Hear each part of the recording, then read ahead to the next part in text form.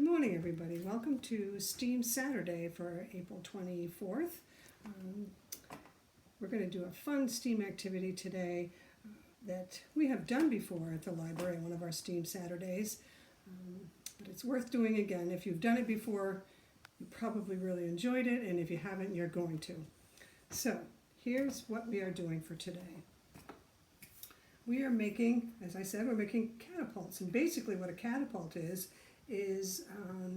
a way to use stored energy to hurl a projectile, otherwise known as a payload, without the use of explosives. That's the important part. So you want to be able to fling something a distance without having to set off anything dangerous.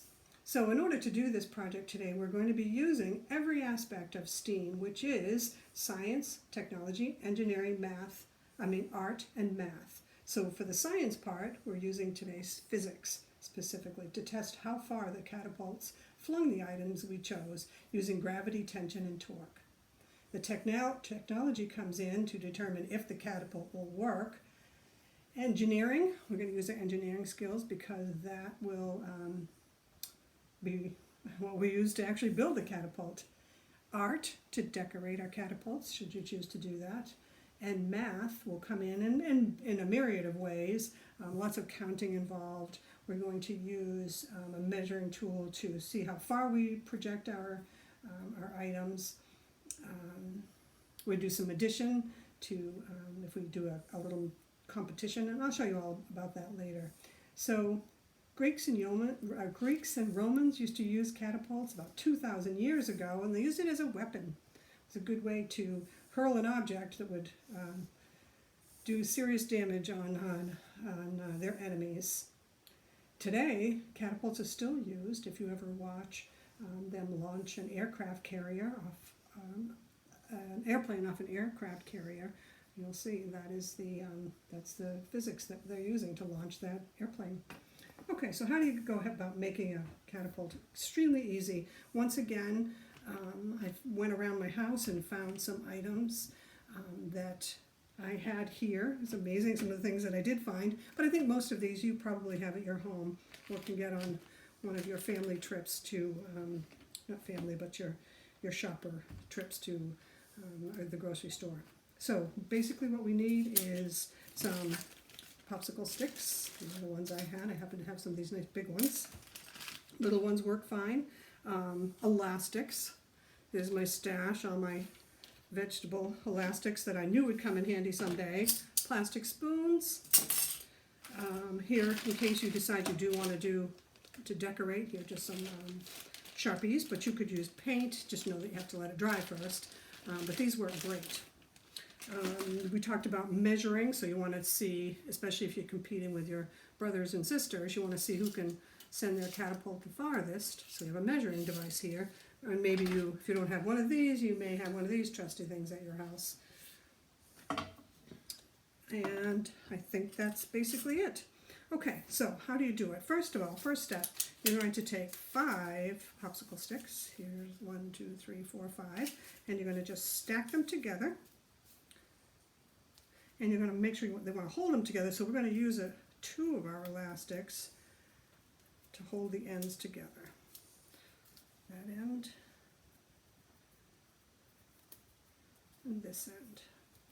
5 was a recommended number, but you can use as many popsicle sticks as you'd like. That's where some of the experimentation with this process comes into play, and I'll show you in a minute a couple that I made with different size stacks. So we've done that part. Need our launcher. So again, 2 popsicle sticks, stack them together, and this time you're only going to put the elastic on the very end. Like that. If that part is tricky for you, that's where you might need a big person to help you to do that part. But again, very secure. Now, basically what you're going to do is you're going to separate these 2, and to hold them apart, that's where the 5 stack comes in. Push it down as far as you can. Be careful not to go too far because these will snap. They're quite flexible, but they will indeed break. So push it down as far as you can, because you want this distance right here to be as big as you can make it. And then I find, you don't have to do this part, but I found that this part, even though it was a little pesty, helped keep this from sliding around. So I just want to wrap this around just a few times. Turn it so you're going the other way. Okay, so that will, now that feels really secure.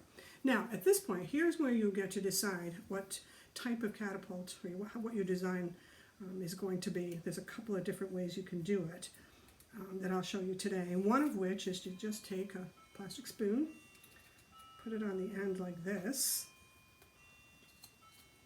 And one of the things that my handy cameraman noticed was that you want to keep the spoon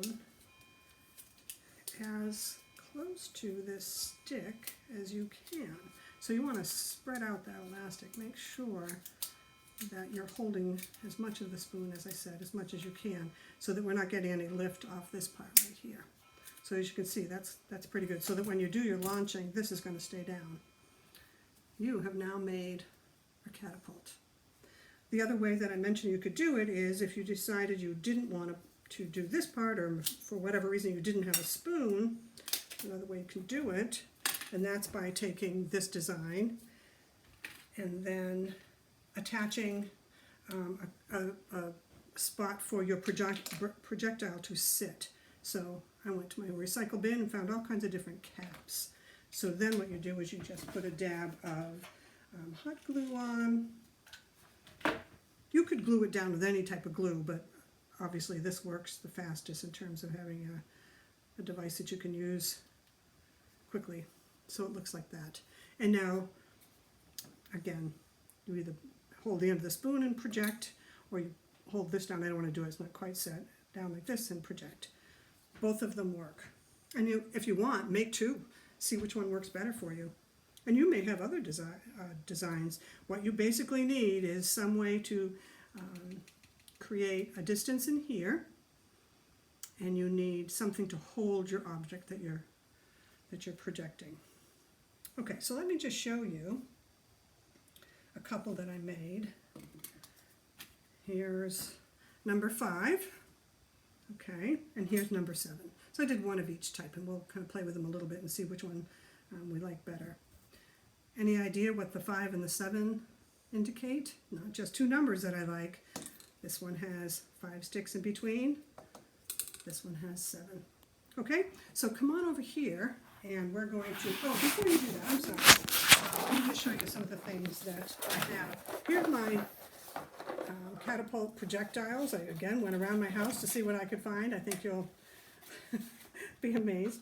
Pom-poms work great. I found a little minifig. I found, I don't know where this came from, but a piece of chocolate candy. Believe it or not, I found a small plastic gorilla and an even smaller little mouse. These, I'm sure you have around your house. I think this is going to fly really well. I also had some of these really pretty glass beads. If we can get this to stay in the bowl of the spoon or the cup, I think those might work. And I also had this shape, little glass bead. So let's take these over here onto the carpet and we'll see how these are going to fly. So that's my projectiles. Here's my 2 catapults. Oh, I also had,